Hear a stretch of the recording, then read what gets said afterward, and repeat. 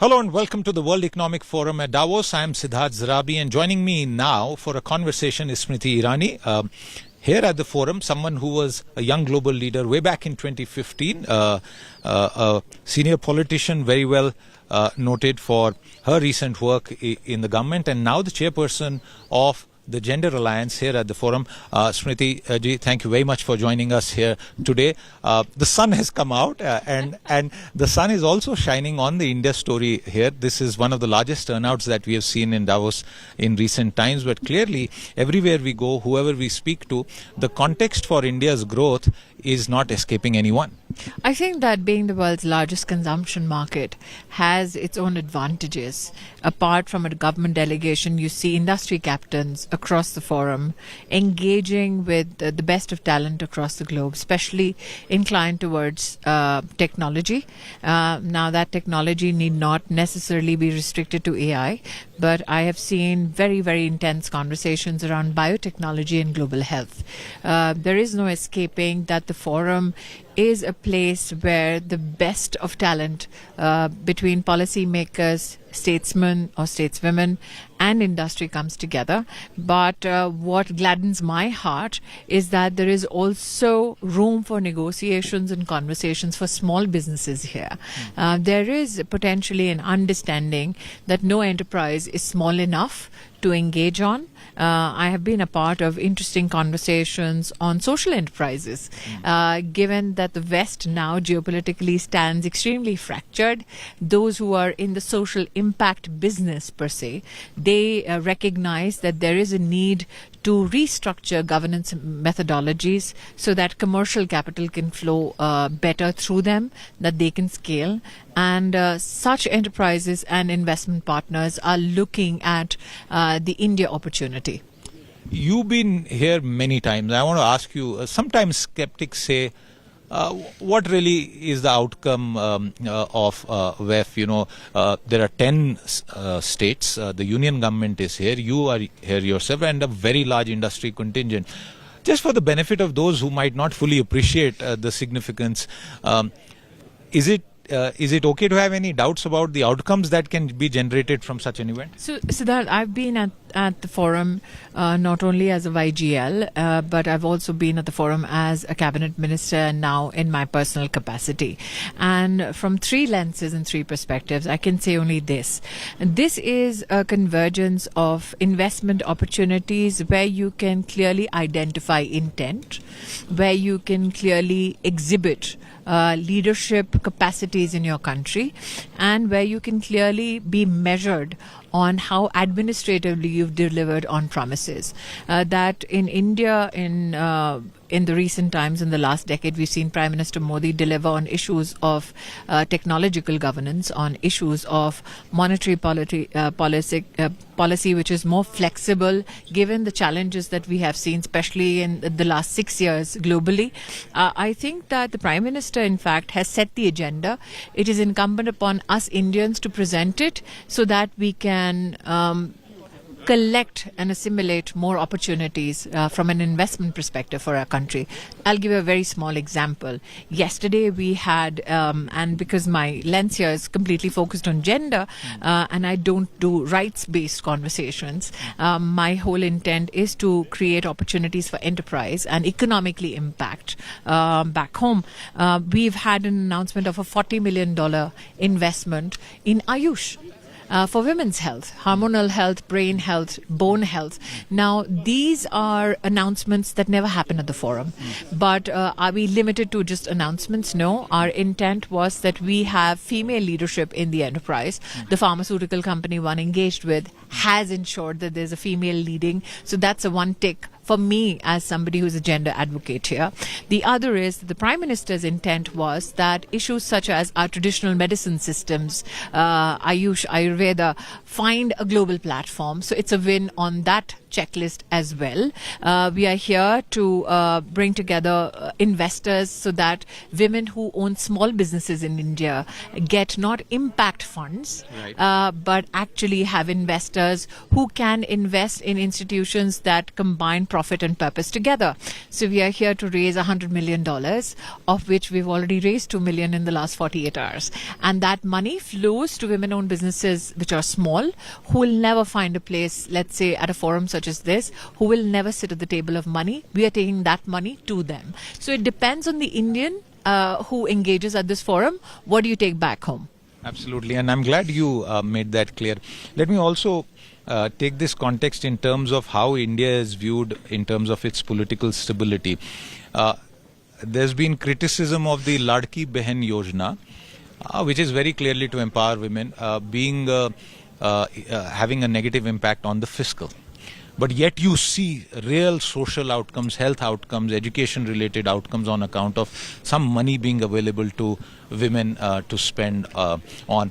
With that backdrop, how would you describe India's political stability, and now with the Mumbai municipal elections also very clearly, what kind of signal is it sending to global investors, particularly given the uncertain environment in South Asia? I think that your question has many subparts. One is investment in women draining the treasury. I have a different perspective to it. Let's say the Prime Minister talking about building toilets separately for girls at school. A decade ago, the intent was to curb dropouts of young girls. Has he succeeded? Absolutely. He has created that infrastructure and he has curbed dropouts for young girls from schools. Those girls are not of voting age. So there was no political promise or no political goal at the end of the rainbow for the Prime Minister. However, he did it because that was a moral imperative. But let's look at the flip side of it.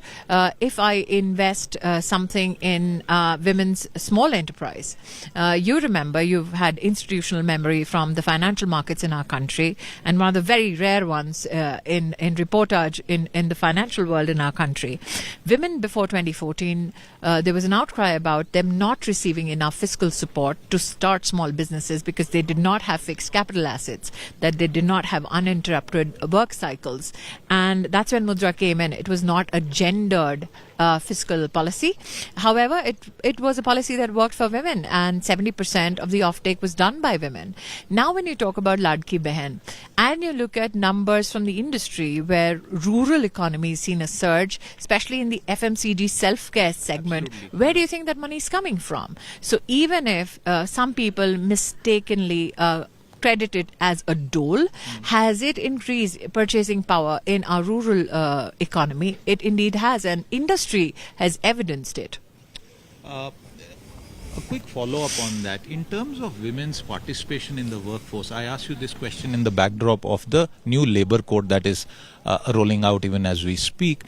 What have we done right and what more needs to be done? I think I have consistently said this over a decade, even as a policy maker, that the way we count women's participation still needs to be refined. And I say this because we have established through Prime Minister Modi's leadership that close to 90 million women in self-help groups receive government fiscal support through financial institutions where money is going straight to the self-help groups. NPA is less than 2%. The transactions that one sees in annual volumes is close to $37 billion, which means that these women have showcased that they are very adept at handling that money. They are very disciplined in their engagements with the financial institutions. The question is, do they get counted as those who are contributing financially or economically They don't. They don't. There are many women who are doing small businesses where the capital need is not more than $50,000. Do they get counted? Because they're a part of the informal sector, they do not have enough economic capacity and are not robust enough to even measure up to the GST benchmark. Do they get counted? They actually don't. You have 90% of the agricultural labor which is female but informal. Do they get counted? They don't. So if you start counting all these verticals, especially in the informal sector, and I say this because there was earlier description that informal sector means you have no pension, you have no health plan, and you have no work days off. if you're giving birth to a child. Now, look at what Prime Minister Modi has done. He's given you a pension scheme. He's given you an insurance scheme. He's given you Ayushman Bharat. So he's covered all those challenges that people in the informal sector were facing. That being said, now are we counting those women? We are not. So the problem is not that women are not working. The problem is that they're not getting counted completely. That's a very important point. Coming back to the Davos theme, this is a place that shapes global narrative, especially in the economic space. What is that one global narrative, Smriti Irani, that you think is completely misplaced about India, and what is that one that you think is right? I think that there is a need to be consistent in narrative building. We cannot go from one topic or one agenda to another just because we want to build narrative. It is consistent, it is cyclic, and it has to be precise enough given the explosion of technology to take into consideration everyday, every minute events. Every minute today in narrative building is breaking news. So how do you create a robust system which responds? And the response cannot be a siloed response. There has to be a partnership between industry, government, civil society to say, if we want more investments into India, then how do these three verticals work together so that we project a united front and then have investments flow? That is a challenge in a democracy. It's easier done in a country like China. But quite some of your time is now going in that. I'm doing my best. I've had the greatest privilege of serving with Prime Minister Modi. So one has that institutional memory of how the boss works. One also knows what his expectations of civil society and industry captains are. And then one has that unique opportunity of bridging all of that and then have international partners that one can narrate the India success story to. Okay, one final question, and I know it's not about the politics, but very clearly this is also being noted all across the world, which is not just political stability, but political dominance of your party. And Mumbai being the latest example, it's now triple engine ki sarkar.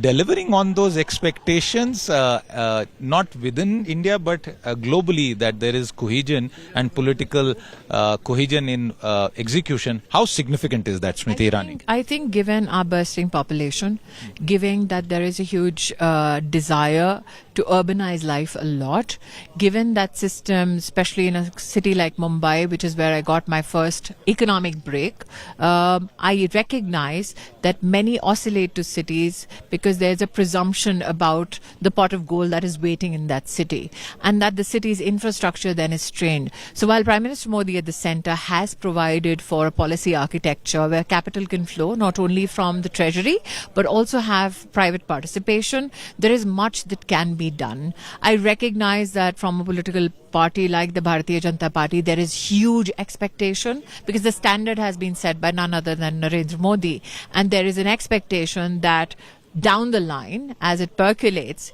everybody will measure up and be a Xerox of him. So we are mere mortals. I'm sure everybody will give it a shot, but as long as you have the mothership and Narendra Modi watching over, you can be rest assured that the Chief Minister will deliver. Smriti Irani, thank you very much for putting that so nicely. Thank you very much for your time. With that, it's a wrap on this conversation. We'll keep coming back with many more. Until then, goodbye.